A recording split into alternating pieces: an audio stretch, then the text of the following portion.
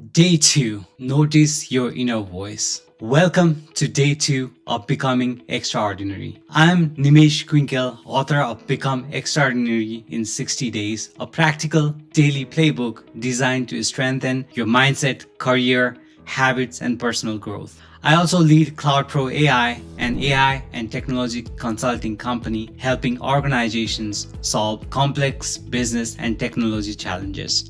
Along with that, I also run data2insights.ai, an agentic AI data infrastructure platform that helps businesses turn fragmented data into actionable intelligence. Yesterday, we watched our thoughts. Today, I want you to listen to something more specific. How do you speak to yourself when something goes wrong? Because there is a big difference between correcting yourself and attacking yourself. Imagine this. You give an important presentation. It doesn't go well. One inner voice says, I rushed the presentation. I wasn't prepared for those questions. I need to practice differently next time. Useful, specific, actionable. Another voice says, you're terrible at this. You always mess things up. You're not leadership material. Same presentation, completely different message. One gives you something to improve. The other gives you a verdict. Correction versus condemnation. Here's the distinction. Correction focuses on what you did. Condemnation attacks who you are. I handled that conversation poorly. Correction, I am terrible with people. Condemnation, I didn't prepare enough. Correction, I am incompetent. Condemnation, why does this matter? Because specific problems can be solved. If I didn't prepare enough, I can prepare better. If I communicated poorly, I can practice communication. But if my conclusion is, I am a failure, what exactly am I supposed to fix? Nothing. It's too broad to be useful. Punishing yourself is not the same as holding yourself accountable. Listen for these 4 words. Always, never, everyone, nobody. I always mess this up. I never get opportunities. Everyone is ahead of me. Nobody respects me. Whenever you hear yourself using one of those words, stop. Ask, is that actually true? Maybe you made the same mistake twice. That doesn't mean always. Maybe one person rejected your idea. That doesn't mean nobody values you. Your inner critic likes to take one event and make it sound permanent. Bring it back to what actually happened. Where did that voice come from? Here's another question. Who taught you to speak to yourself this way? Maybe nobody intentionally did, but perhaps growing up, you repeatedly heard, don't make mistakes. Be realistic. Don't embarrass yourself. You should know better. People like us don't do that. Maybe it came from a teacher, a manager, a relationship, a failure. Eventually, a voice you heard outside of yourself can become the voice you repeat inside yourself. The point isn't to blame that person. The useful question is, does this message still deserve authority over my life? Maybe it helped you once. Maybe it doesn't anymore. Your inner critic might be trying to protect you. This part is important. Your inner critic isn't always trying to hurt you. Sometimes it's trying to protect you, just badly. Before you speak, stay quiet. You might embarrass yourself. Before you apply, you aren't ready. Before you start something, what if you fail? Before you put your work online, what will people think? What's the strategy? Avoid discomfort.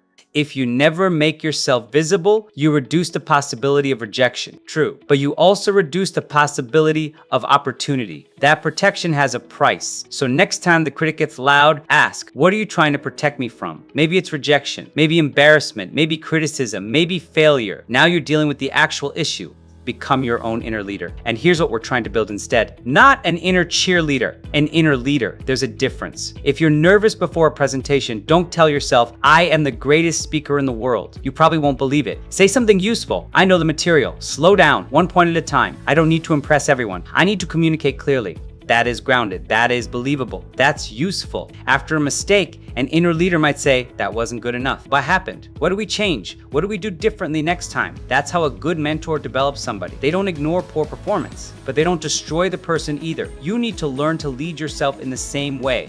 Why this matters professionally. Your inner voice becomes especially loud right before you're visible. Presentations, interviews, negotiations, sales conversations, leadership meetings, asking for a promotion. When the voice says, don't screw this up, your attention turns toward yourself. Do I look Nervous? Is my voice shaking? What are they thinking? But if your internal instruction becomes listen carefully, slow down, communicate clearly, now your attention moves toward the task. And that's an important form of confidence. Confidence does not always mean feeling fearless. Sometimes confidence is simply knowing what to focus on while fear is still there. Your day to challenge.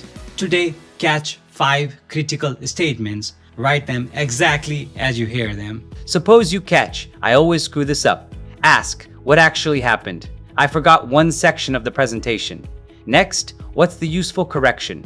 I needed to rehearse that section. Then, what's the unnecessary attack?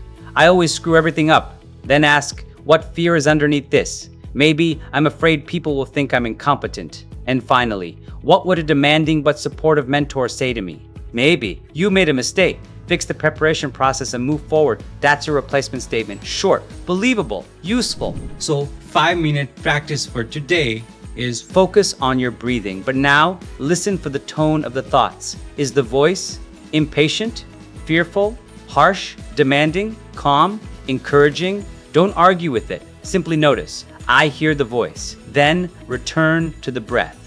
near the end. Ask yourself, if I spoke to another person this way every day, would that person become stronger or weaker? That's worth thinking about. Because every day you are responsible, you are leading one person first. That's you. So, before bed, choose the harshest sentence you said to yourself today. Rewrite it, not to make it nicer, make it more useful. I can't do this becomes, what do I need to learn? I failed becomes, that attempt didn't work. What did it teach me? I'm not confident becomes, I can prepare and act while I'm nervous. Day 2 is not about telling yourself that everything is wonderful. It's about learning to say, I made a mistake, I need to improve, I can take responsibility, and I can move forward without turning one bad moment into a judgment about who I am. Yesterday, you watch your thoughts. Today, you listen to your inner voice. And tomorrow, we'll examine what those thoughts create inside you. On day 3, we'll talk about naming your emotions. Stay tuned. See you tomorrow. Thank you.